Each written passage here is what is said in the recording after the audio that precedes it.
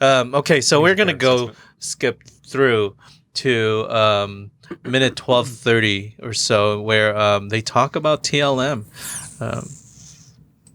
By the way, there's a very incredible version of that as well. That's super activating and very emotional that I've experienced up there with Father Bobby. There's also, and Father Peter, but there's also this something that happened. Christ the King in Oakland does a Latin Mass every day of the week, and it feels like it's not being done to sell me on anything, and it feels almost like I'm being let in on something very special, and the quiet. It activates something in me where it feels like I found something. It's a little bit like a band. When a band is pushed on you, it doesn't feel the same way as you finding it. When you find it, then you root for it. It feels like this special thing that you found, and you protect it, and you hold it, and it's yours. When somebody's selling me on something, it somehow takes it kills my aptitude for it and my suspension of disbelief and my yearnings to root for it. I get it. There's an immediate rebellion in me. Yeah. Yeah. No, I get that. You're hitting different dimensions of it, because you might say the shadow side of the older form was it became too much of a theater performance and the audience is just kind of sitting there taking it in, where what all the liturgical reform people wanted, this is way back in the 40s and 50s, was this full, conscious, active participation. So that the congregation is not like just watching a show, but we're involved. You say the give and take and so on. But then the shadow side of the other approach, I think you're right, is saying I can feel too put upon, like they're, as you say, trying to sell me something. Yes. And, so trying to find that organic rhythm. Because you don't want to be exclusive either. No, right. Which is what Latin Mass feels like sometimes. Yeah. It feels like I have to know Latin to experience it. But however, I would also say that there's certain language where I don't need to know the words. Yeah. Which is what I feel when I watch Pio's Mass. Yeah. I know what's going on, and I feel it deeply. It almost feels more powerful than when I know every single word. It takes me out of the realm of the intellectual, and it puts me squarely in the realm of the feeling, and the beauty thing that you talk about. Do you know what Joseph Campbell? So let's pause there, because he said a lot there, which is kind of the conversation that we're going to end up having probably with this, because when we heard that, Shia LaBeouf converted to Catholicism, I says, oh great, and then he drops this bomb that he likes a traditional Latin Mass, and so what are you guys' comments on what we just saw and heard? Josue, all of you, you buddy. Wanted this. Let's hear it. All four of us. Well, I don't know. I mean, when this initially dropped, the interview, it was like, being put out everywhere, and a lot of people that I know, that revere the TLM, the traditional Latin Mass, and kind of uphold it to this high standard. They were reposting it on social media and everything, and it was interesting. I mean, how the TLM was able to bring Shia into like this faith or relationship that he describes in the interview, and he I think he brings it up multiple times throughout the interview that it was the going to TLM Mass that actually brought him to a deep connection and kind of relationship to not only like our Catholic faith, but deep within himself, faith with Christ, and so it was through the TLM that he kind of brings up multiple times. So I thought that was interesting, attending that specific type of Mass. McPherson? I thought that was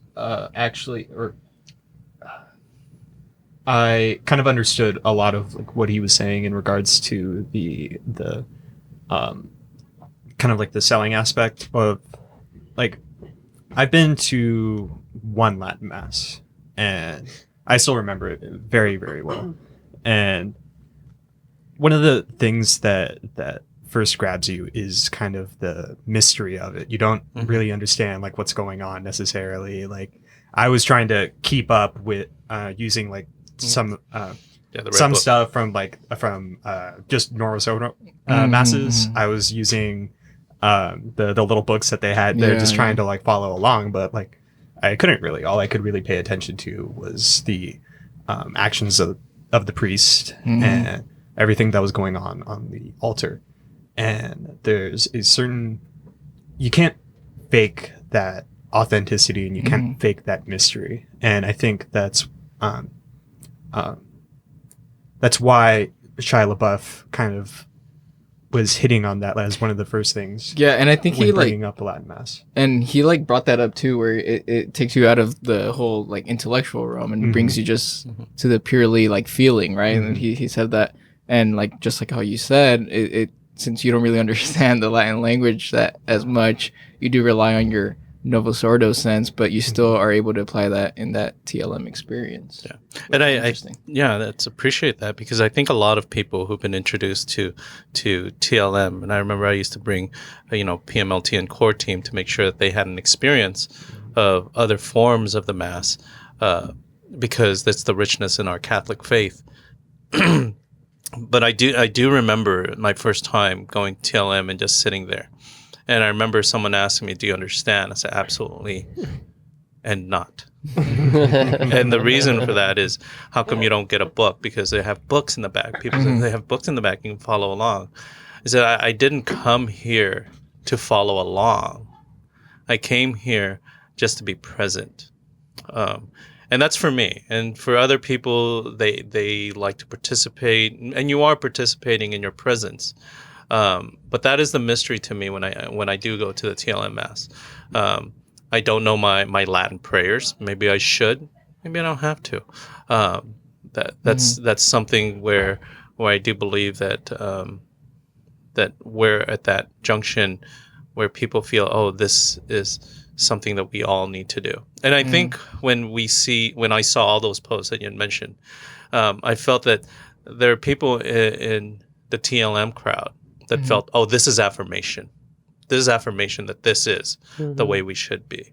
And I kind of chuckled when someone said that to me, literally said that, well, it's affirmation that, it hits hard that way. I was like, well, if we're using and taking Shia LaBeouf as the guru of yes, we follow him because he loves the TLM. He see things like that, and that's again falling into that aspect of we're using a secular person who fell in love, and maybe that's a minor miracle, to justify, this is it. And I'm only saying this because I like both.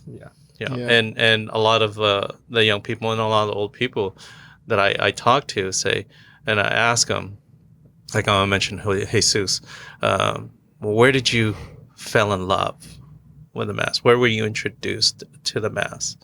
And usually for your age group, and even mine, it was a Novus Ordo. But I do believe that it just enhances certain things when you experience multiple. He also did bring that up where it can get to a point where it does feel just exclusive. So it did, and sometimes, I don't know about you guys, but sometimes when I do go, and you're not quite there because you're not a frequent, you're not, that's not your parish. It does seem exclusive. It does seem that there is an air of superiority of this type of Mass, and I don't, that's just me. That's just my feeling.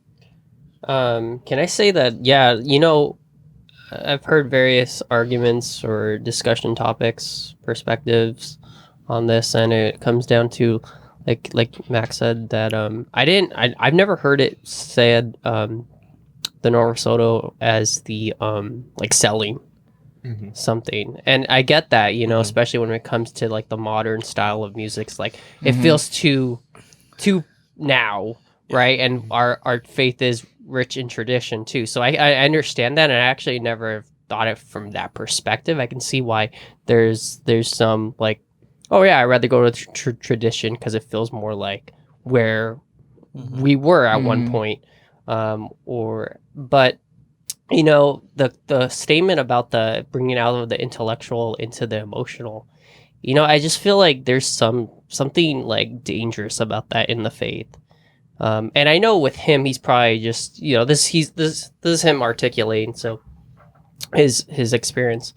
But I mean, like, when we leave our faith experiences based off an emotion, I mean, emotions change and it shifts. And, you know, when grief happens, like what happens when our faith is based off an emotion, like it's going to be stirred in another direction. And you know what I would have loved to hear is like, it brings me out of the intellectual into the spiritual, right? That it's transcendent, that I don't need to hear the words because I trust in God, and I know that there's something transcendent that is happening in the celebration. I don't know. I feel like that would have been another better word to use, and that's just my own, you know, semantics or whatever. But And I think he'll get there. Yeah. Yeah. It could be just for, you know, lack of a proper vocabulary. Or, right, and he's articulating it, he's like going through it. But I guess it just brings up another point in my mind in generality is like, oh yeah, like we don't need to know, like when I go to Spanish mass, like I don't know Spanish, I like love the Spanish. but like there, I don't need to know, right? And we don't need to know Latin per se because we do know that we trust God. Like this is the sacrifice that we are asked to participate in this way. Do we need the language? Like, but no, we have the connection is the spirituality of it, right? I don't know. That was just my thought on it. It's you know, thank you for that, because it's something that we always talk about, and within the faith of, you know, that the church is trying too hard to make the mass more entertaining, more appealing to younger people, or using music that is more appealing, and people look at that and say, why do you need to do that when we already have beautiful music? Well, beautiful music is something is subjective, because the beautiful music that my parents were arguing about not having, or the music that you're listening to now in the mass, because, you know, prior to that you can only play the organ, you know, God forbid you bring out a guitar. And drums, and then when you look at the traditional Latin mass, how old were those hymns that they are singing during the TLM? So there's a period and stages where we do develop. Not saying wrong or right, but when we look at, you know, what he says is the danger of, it's about feeling. It's about my feelings. It's how I feel. It's instead of what you said, it's the spirituality of it all.